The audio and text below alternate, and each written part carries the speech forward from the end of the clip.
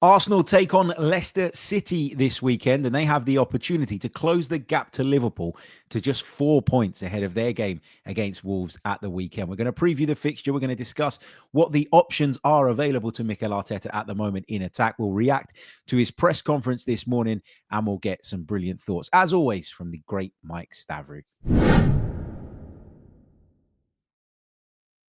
Hey everybody, welcome back to the pod. Mike, good to see you, sir. How are you? You look cold. You got your body warmer on, the hat on. You've gone like me earlier in the week, basically. I'm insulating myself from Arsenal Twitter, mate, because I've had enough. But no. Just before we get started, I'm happy to do one of these live and say hello to all of the wonderful listeners, because I realised that we've not done one of these in a while. So all the OGs, Graham, Trev, if you're listening or will be listening later, shout out to you guys. Absolutely. I normally get comments when we do the shows, because we've been doing most of them pre-record recently. We normally get comments underneath saying, if it's a premiere, it means Mike is on. So yeah, that's kind of been the giveaway. So maybe we've caught some people off guard today by going live on this Friday lunchtime. Big game coming up for the Gunners at the weekend. Leicester City. It's one of those that if you've got aspirations of winning the Premier League title, you simply have to win. I don't think there's any getting away from that. And of course, factor in that we're as far behind Liverpool as we are. We're going to talk about the game. We're going to talk about how we'd set up. We're going to talk about Arteta's press conference, which I actually thought was really, really good this morning, just to give you a quick insight into my thoughts. But I do want to start off with Liverpool dropping points. Now, I'm not going to talk about the game or the ins and outs of it, because we'll leave that to the Liverpool pods and the Everton pods. You know, they can do that until the cows come home. But having had the Kai Havertz news that morning, the news that he would be ruled out for the season, did Liverpool's result help improve your mood a little bit, at least? How do I answer this? No. I think I was contemplating whether to watch it or not that morning, and when that news came in, I was like, this has sealed it for me. So I did end up watching it out of intrigue, but my mindset was very much like, I'm not expecting anything from this before the game. But then when I got the Havertz news, it was just like deflation, which I'm sure everyone felt. And it's been really interesting. We'll talk about injuries later, I'm sure, but it's been interesting, the reaction and the sort of breadth of reaction, because I was listening to Arsenal Vision earlier. Shout out to them, they do a great job, and Tim was saying it's sort of like when you hear news, like bad news about Arsenal, you react to it almost in the way that you'd react to bereavement or grief, in that you can, judging by the person that's reacting to it, you can sort of ascertain what their reaction will be in a spectrum. So say like you, Harry, you're quite cool, collected, but you've also got that passion behind you. So you can probably predict how you would react to that Havertz news versus someone who's just like a regular sort of match going fan. They will be fuming, like absolutely fuming, raging, and a bit like me, to be honest, like, because I called my dad straight away and was like, well, season's done now. So whereas some people who are more sort of stripped back, I guess, maybe they don't have that emotional reaction level, they'll be like, oh, well, yeah, how upset about it can you be? It was coming. We knew that sort of thing was going to happen. So I found it really interesting just sort of looking at how different people have reacted to it. What I tend to do is I'm really angry initially, and then I calm down, and then I can properly analyze it. That sort of upset has not left, but it's going back to your question, gone on a massive tangent there. It lifted my mood slightly, because I thought, okay, like we've seen now that the Liverpool are fallible. I think we knew that anyway, but it was just more of that being rubber stamped. But I think, we've said before, it's all well and good what they do, but we need to control what we do, and what we're doing is not enough at the moment. It went some way in improving my mood, and it went some way in kind of restoring my interest. I don't want to say like I lost interest when I heard the Havertz news, because we're Arsenal fans. We're also very, very lucky that we get to cover the club, and I wouldn't be doing my job right if I went there with a lack of interest and went there feeling a real disconnect. But you saw the Havertz news break, and the reaction for me anyway was like, well, what's the bloody point? Season's done. Season's over. Forget about it. And then I started going back in my mind and replaying over all the things that had happened over the last month or so. The failure to bring in a forward, and I think it was a failure. Mikel Arteta, without saying it as clearly as he might have, was hinting that he wanted someone and it didn't get done, and obviously that's of huge frustration to him. He keeps saying that as long as I know that the club did everything they could and did their homework and were doing the right things, then I'm kind of okay with it. But you knew that deep down he wasn't. Like, you didn't need to be a genius to figure that out. Then Liverpool go and drop some points, and you think, okay, bit of encouragement. That's it for me, though. It doesn't mean we're going to win the league. It doesn't mean we're going to go on this incredible run and we're going to take it away from them. But it's a bit of encouragement, and it gives you something to try and ride on the back of in terms of positivity and in terms of like enthusiasm going into what's going to be a very difficult period of games because of the injury problems that we have. I do want to talk a little bit about Mikel's press conference this morning, because I've been really critical over the last week or so. I've been on multiple platforms, and every time I've been asked about the failings of the transfer window, I've been quite scathing in my assessment. Needed to do something. We lost Saka, then we lost Jesus. At that point, the situation became critical, in my opinion, and Arsenal did not do enough, as far as I know and as far as I'm aware, to ensure that we were protected against this risk. Then the window closes and you lose Martinelli, and then you lose Kai Havertz. And I've been saying for ages, I even said this, quite some time ago to someone who, whose opinion really, really does matter at the place. And I turned around and I said, look, we're one Kai Havertz injury away from a disaster. And lo and behold, that has happened. And we're in this position. So you can't now, as a football club, posture so much that you deny the feeling and the frustration that people have about the transfer window. Because although the transfer window and the injuries are not directly linked, they are linked in a way, because your failure to I think, navigate the transfer window in the way that you should have done is now going to bite you in the arse because of the injury. So while they're not directly linked, there is something there, right? There is a connection that you can make. And for me, if I'm the football club now, I'm not trying to stop people being outraged about that. I'm not trying to stop people being frustrated about that, because I think that's an impossible task.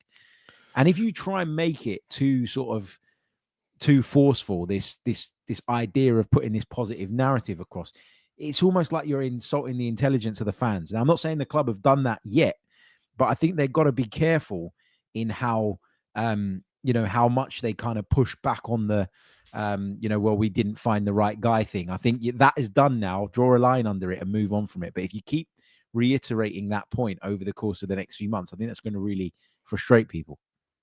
Yeah, and I'm sure we will go into this, but I just wanted to ask you a question just to make a point. Like, if they would have had the Martinelli and Havertz injuries in January, would they have made a deal happen? I think, yeah. I think they'd have had to. Yeah. Yeah. Answer is yes. So if the point is, and I think we've sort of had a suspicion that the amount of minutes that at least Havertz has played, Martiano was rotated a bit earlier in the season, maybe not as much with him, but if we've known or can see that Havertz is struggling on the pitch, we watch him week in, week out. We're obviously not in the medical department. We don't know what sort of level he's at behind the scenes, but from what we can see on the pitch, and I think what was it after Wolves, maybe he looked like he was really struggling. If we can see that, I mean, to me, just my own opinion, it's an indication that he is close to the red zone. So yes, the injury doesn't happen until after the window closes, but if you have that information, that from what we can see, that he looks like he's in the red zone and could get an injury soon, surely you make that move. And and you don't wait for it to happen to want to do it, or sorry, not want to do it, but do it. And that's the part I don't really get. Like, I don't really understand that. And it's not just this month. It's not just a few injuries. I think we all said in the summer that we need more firepower. So if we're saying that last summer. We're saying that throughout the season when we're watching our players be knackered, and we're saying that again in January. We're being consistent at least. We're not flip-flopping and saying, oh, now we've had this injury, we need to go and do this. We've been saying this consistently, or at least I have, can't speak for you. But I think, there's some validity to what we're saying here. We're not just reacting and criticizing the club on a whim. This is something that we've all felt for a while. And I think as a football club, you have to be able to recognize when noise is just noise and when there is actually some validity and some reasoning behind that noise. And it doesn't mean that you have to bow to it or that you have to agree with everything that the fans say, but there should be times, I think, where you just leave it alone. You know that people are upset about the lack of transfer business. You believe within your own heart that you did the right things in terms of trying and looking at the right players, but felt that there really was no way forward. But then you have to just understand the outrage. So what the point I'm trying to make here is, don't keep over the course of the next few months telling us that the right player wasn't available. You've said it now. The reason is out there. Now stop. Leave it. And if the team can produce on the pitch, if we can try and generate some positivity in another way, very quickly people will move on from that. And that's what I think needs to happen now. And that's why I want to draw a line under this now, the transfer window. I want to draw a line under it. I'm done. I've moaned about it for the best part of 2 weeks now. I've gone blue in the face talking about it. I'm sick of it. Now it's about what we can do with what we have, because that's all we've got. The players that we have is all we have. Well, Harry, I'll just jump in here quickly. I mean, the counterpoint to that, obviously, and you were in the press conference. I don't know whether you asked, but I guess would be that the journalists are asking him the question, so he has to answer, right? Like they're asking about the transfer window, they're asking about the injury, so he does have to give some sort of response, and that's the response that you would expect, right? So I think as long as the journalists keep asking those questions, then he's going to give you the same answer. So yeah, I get that. I just think that there's this misconception from sort of the wider world that, I often see it online, why didn't the journalists ask this, or why didn't they ask that, or why didn't they really press on this and push on this? Guess why? Because if you do that, the shutters come down, right? If you cross that line in terms of asking a really difficult question that, the manager doesn't want to answer, I'm not saying that they're going to get rid of you and not let you in or anything like that. I'm not saying it works like that. What I'm saying is that what type of answer you're going to get. Because if you put Mikel Arteta in a position where he feels uncomfortable and awkward, what's he going to do? He's going to put the shutters down. And then you're not going to get any information on anything. You're not going to get some of the nice answers that you got today. So actually, I think the way that the press conference was approached by those that were in attendance this morning was perfect. It was a press conference in which some difficult questions were asked. It was a press conference in which people allowed Mikel Arteta to speak. But I think the mood stayed at a really kind of good level throughout. And as a result of that, you were able to get better answers from the manager. And ultimately, as a journalist, that's what you're paid to do, right? You're going there to get them to speak. You're not going there to have them pull the shutters down on you and give you essentially nothing. So, yeah, I'm going to draw a line under my complaints about the transfer window. There's nothing we can do about it now. There's no point in crying over spilt milk. It's done. It's dusted. What I took massive encouragement from today, and it's just, being an Arsenal fan and not just someone who covers the club professionally, it is my club. I think I went in there today feeling quite downbeat, and I come out not feeling like everything in the world is right now and that we're going to be fine and we're going to win the Premier League and we're going to win the Champions League, but certainly feeling a lot more confident in the fact that we're still going to give this a go, and that those who are available are going to be able to step up as much as reasonable to expect, and that the manager is working around the clock, in my opinion, to come up with solutions and alternatives and ways of addressing the problems that we have.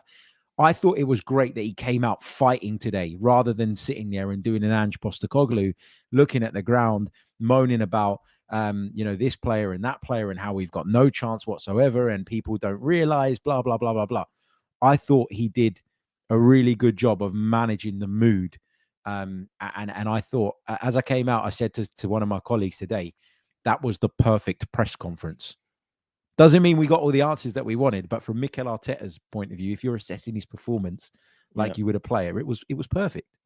Yeah, look, and one line I think at the end of his first answer on Kai, he said, "Let's see what the team is made of." And I think, in previous seasons we've created this siege mentality around us, and it's like, there's detractors, there's people saying that we're bottle jobs, there's, throughout this whole process of being under Arteta, we've gone through it all. Essentially, we've gone from him being called a fraud because he's got no experience, we've gone through squad turnover, we've gone through missing out on top four, all these challenges, and I think throughout, what the one thing he has done really well is just try and bring us all together as much as he can as Arsenal fans. And we're always going to split off because we have different opinions. Like I said at the top, we react to things in different way. But I think one thing he has done is try to bring us together and create that siege mentality, that it's almost like, if you don't like us, we don't care. We're just going to do everything we can to try and make the best of this situation. And you're right. I think the end of the transfer window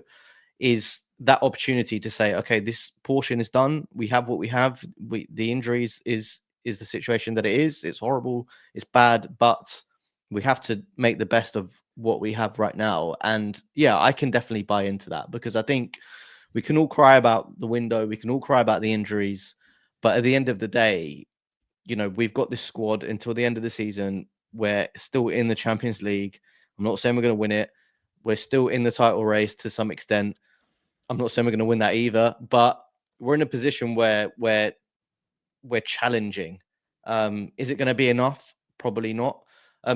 What I would say is that, and going back to my immediate reaction, I think a lot of the upset is because it's a sort of build-up of years of just missing out and just being shy of getting over the line. And I guess as a fan, it can feel like that window of opportunity is getting smaller and smaller. Whether that's a reality or not, probably not, because I think Arteta is in this for the long haul. I think the majority of our players are in this for the long haul. Whether that will change in the not too distant future, we don't know. We don't like to talk about that really, because it makes us sad.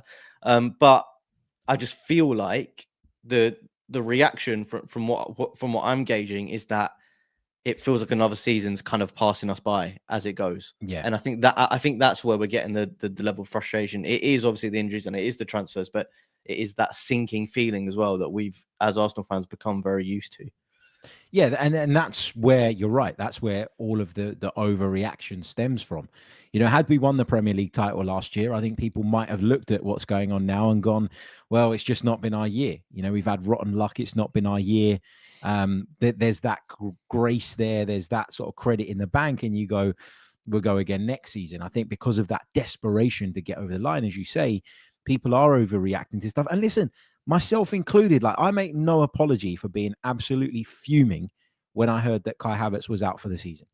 I make no apology for that whatsoever, because for a long, long time, we have been short in that area, and we've not done enough, in my opinion, to address it. And we went from, no, we don't just want to bring in a body, to actually we're desperate for a body. And as the situation developed and went from sort of, bad to critical, we didn't react to that in terms of our actions. Did we try? Maybe, but trying isn't good enough at the highest level. And we all know that, because we've seen that time and time again over the years. As I say, drawing the line underneath it. But and when I say that, I mean, I'm not going to sit here every single weekend after we, if we do end up with the poor results or the results that we don't want. I'm not going to sit here and go back to the transfer window over and over again. I've said enough about it. But I guess just to wrap up on the press conference, I went in feeling really downbeat. I've come out and I still don't feel confident about our chances of winning either the Premier League or the UEFA Champions League. But I certainly feel a lot more confident in the fact that we are going to give it our all. And you can say whatever you want about Mikel Arteta, his team over the last few years. It's never, ever been for a lack of trying that we've fallen short.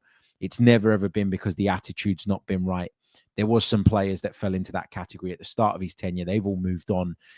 I always believe and trust deep down that this team are going to give it everything. Whether it works or not, and whether it comes off, that remains to be seen. And I probably will, come the end of the season, look back and say, you know what, this was a critical point in our season, and this is where it went wrong. I think that analysis should exist and should happen. But right now, while we're in the thick of it and while we've got loads to play for, which I think has gone under the radar over these past few weeks, I think we've just got to focus on the future, right? And what's coming.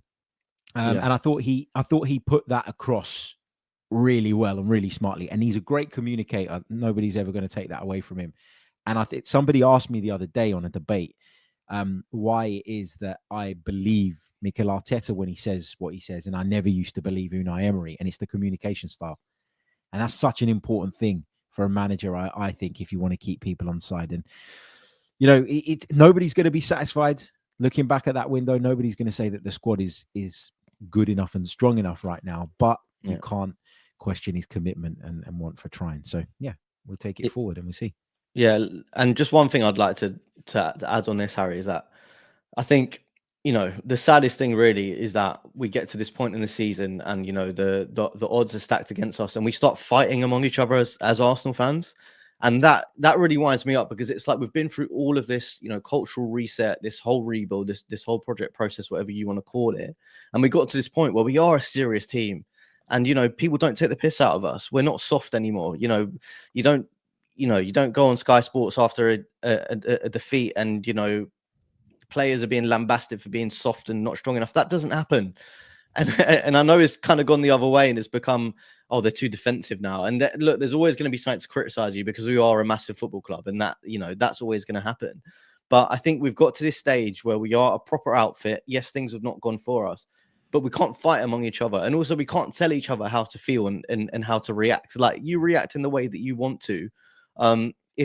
If I don't agree with that, that's on me. But you do you. Like it's just one of those situations where I think we've got to be a little bit more empathetic with each other, because the last thing you want is to be pissed off at some news and then also go into group chats and be fighting for our lives with Arsenal fans. Like let's build that mentality around ourselves as well. As you know, we can have fights with Chelsea fans, Spurs fans, whatever, like defend our club, but we don't have to do that with each other. Like, and that's quite a big thing for me because like the community of Arsenal is what, like, you know, it's my greatest passion, and that sort of, you know, shared experience is one of the most important things. And what I've been seeing in recent weeks is just like you're either, you know, super defensive of the club or you're either super critical. And I just think like I try and be somewhere in the middle. Sometimes I'm more towards the angry side, sometimes more towards the defensive side, but just let people feel how they want to feel, but essentially. Yeah, and I'm someone who's been accused a lot of like siding with the club and doing it in some people's eyes for certain reasons, etc., etc. And I've probably been as outraged as anybody about the way that the window went. And you know, I'm not afraid to criticize, but it's got to be genuine. And genuinely, I feel disappointed by what happened in the window. Like that is genuine.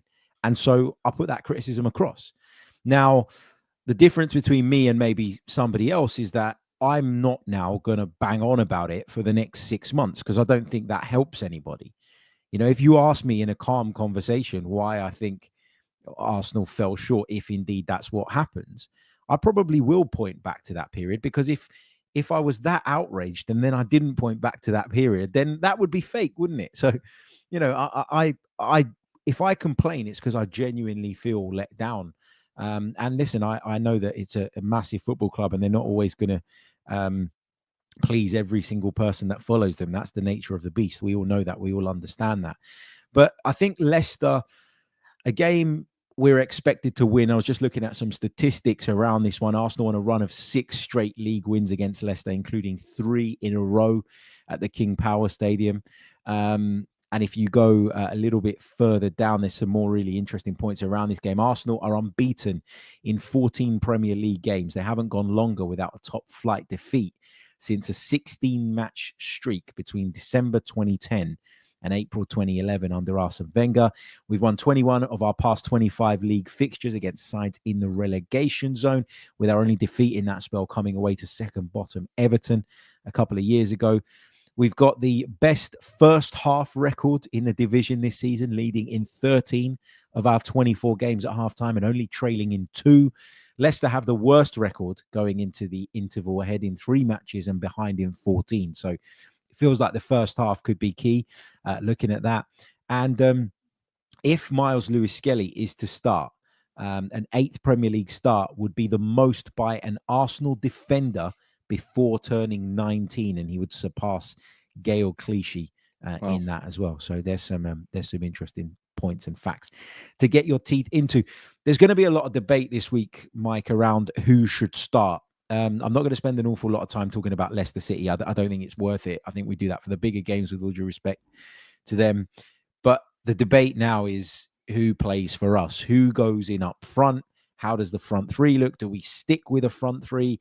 And I know you've got some thoughts on what the team should look like, and I'll share your team on the screen, and you can sort of walk us through it. Yeah, I mean, I'm going to get battered for this, like, clearly, but I've gone with what I sort of would do if I was manager, not necessarily what I think he will do. What I think he probably will do, just different to what you're seeing on the screen right now, is play Miles Lewis-Skelly at left back, and play Thomas Partey in midfield, push Rice further. But I think that's pretty, standard. That's going to be the front three. I think he said similar in his press conference. You'll remind me of the exact quote, but I think he pretty much said, like, what the team's going to be, because we just don't have that many options. But in terms of what I would like to see, and I think because essentially this is our second string attack completely. Like, this is just and the front three we never thought would be playing. Because of that, I just think we need to add a little bit more guile in midfield than we usually have. So obviously that option in the left number 8 position is usually Declan Rice or Mikel Merino. And now for me, Declan Rice has been really, really good in that position. I think for me, the element that he misses from his game that we got from Granit Xhaka was getting into the box and getting on the end of things and having that goal scoring threat.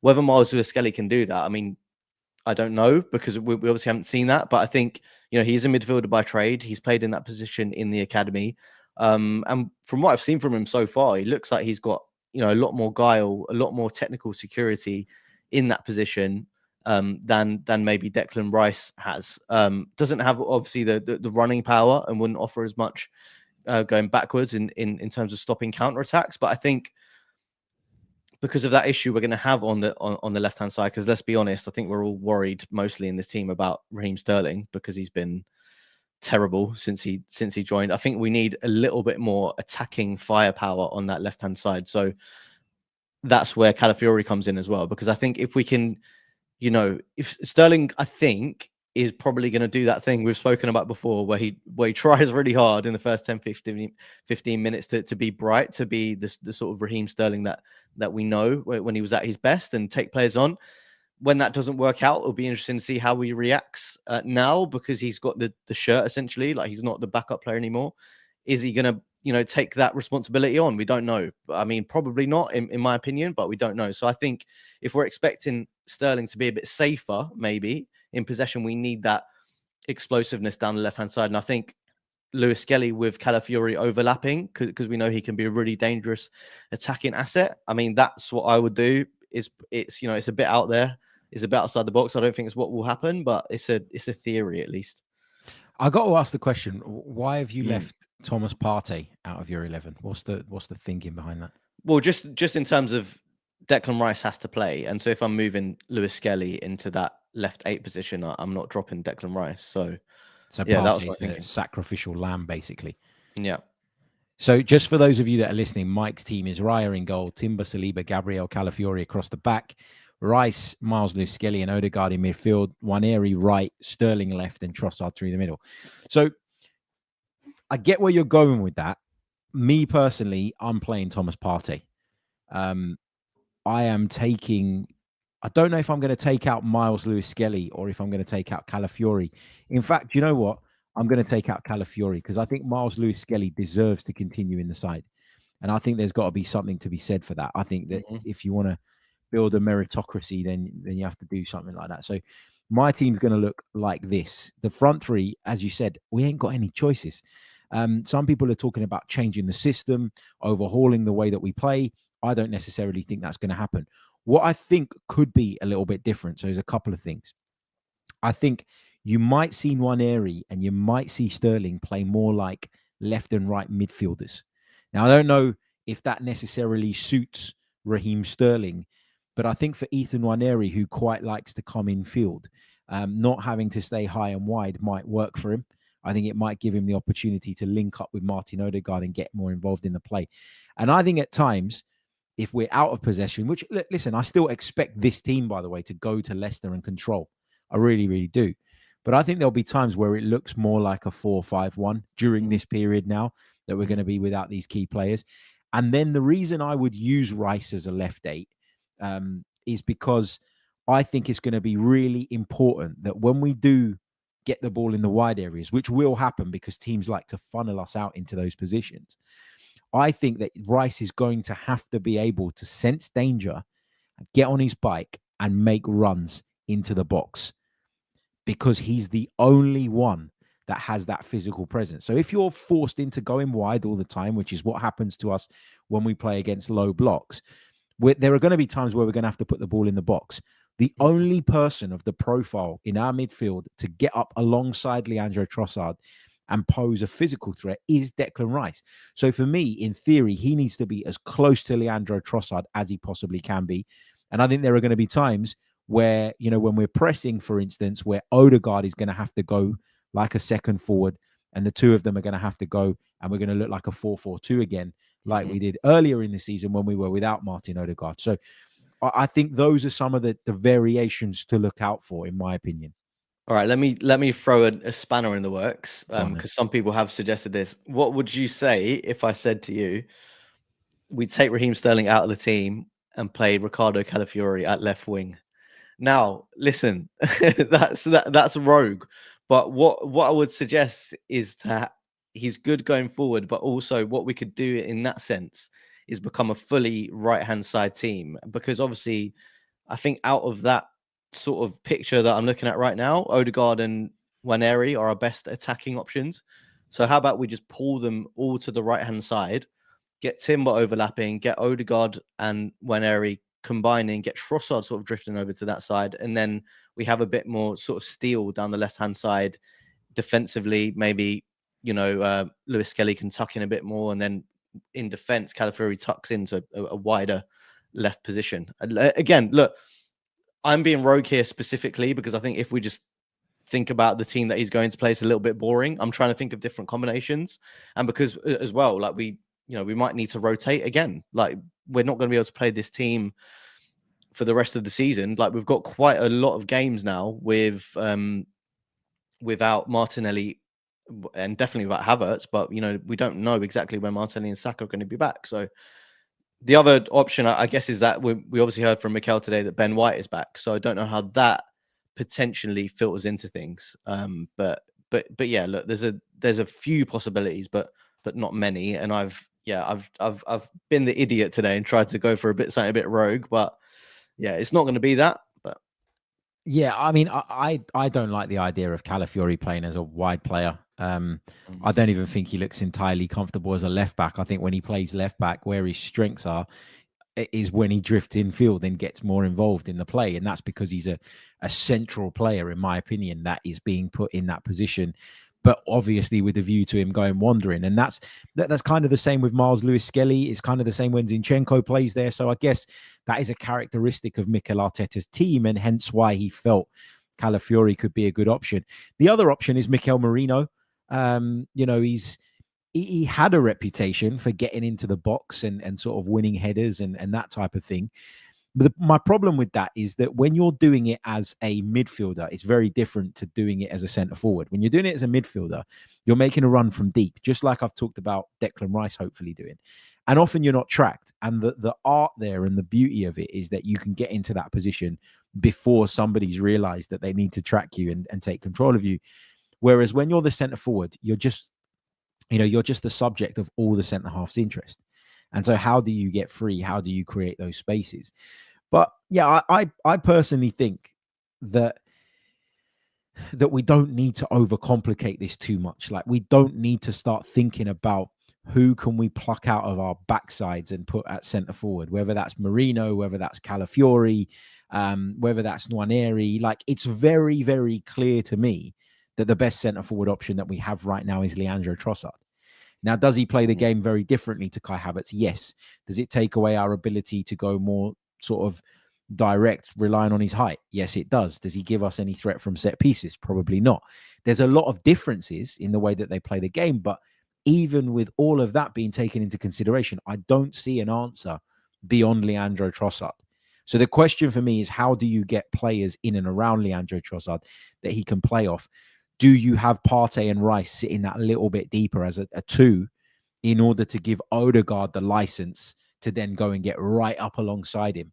Do you at times drop Odegaard back to get Rice right up alongside him if it's a physical game and that's what's required? I think the thinking should be not what option can we pluck out of thin air to put at centre forward. It should be, how do we make Leandro Trossard work? He's our last resort. That's how desperate we are.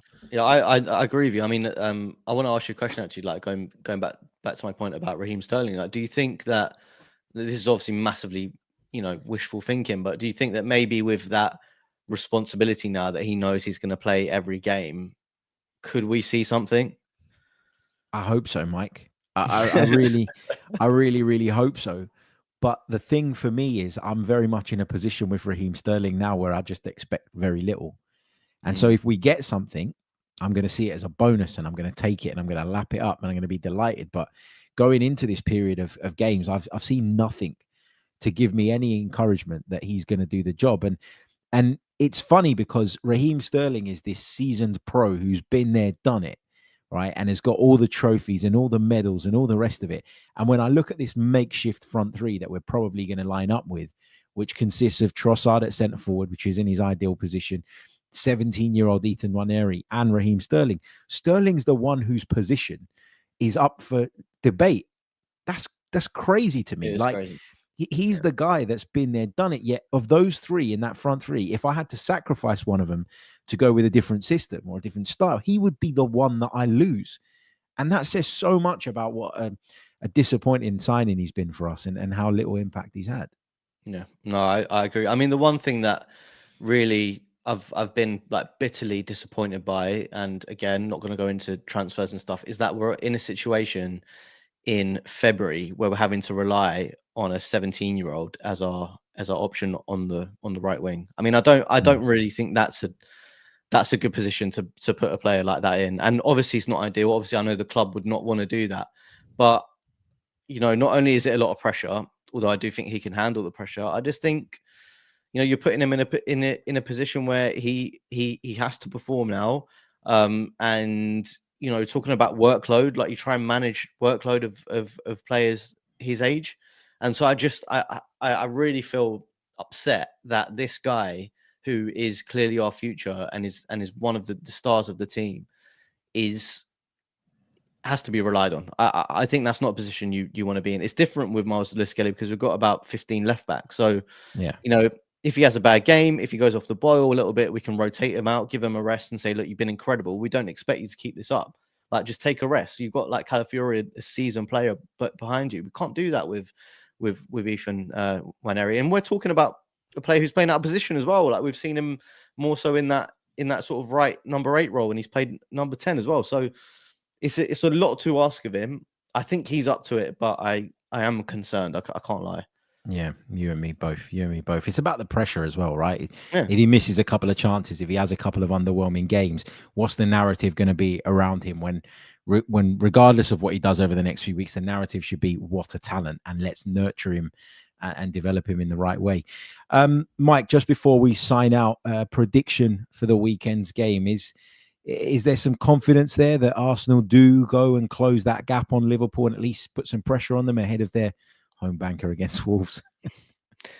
Yeah, I still think we've got enough. I think, we're going to, like, if we were talking about being too defensive a team before, boy, you're going to see some defensive football now. If we go 1-0 up, I'm expecting us to park the bus, to be honest, because I don't think we have any other option. And in a way, kind of like what I was talking about with siege mentality, Amy Lawrence put out a good piece on the Athletic, and I think the headline was, can Arsenal 1-0 their way to, getting back to where they need to be? And maybe that's what needs to happen. Yeah, maybe it is. Well, we've got the king of S Housery coming back this weekend as well. That was confirmed today. So, maybe now's his time to shine. Let's see how it goes. Look, my prediction for the weekend, I'll get a score from you as well, Mike. I'm going to go Leicester City 0, Arsenal 3. I will go 1-0. 1-0. I'll take anything. 3 points is all that matters, really, isn't it? Mike, thank you so much for joining me. Really, really appreciate it. Let us know your thoughts on the lineup. In fact, comment your starting 11 in the comments section below, and we'll look back at some of those, of course, in the post-match reaction show. Lots more content coming your way over the next few days, so make sure that you're subscribed. Make sure you leave a like. If you're watching us on YouTube, if you're listening on audio, please leave us a review before you go, and we will see you all very, very soon with more. Until then, take care of yourselves and have a great Friday. Goodbye.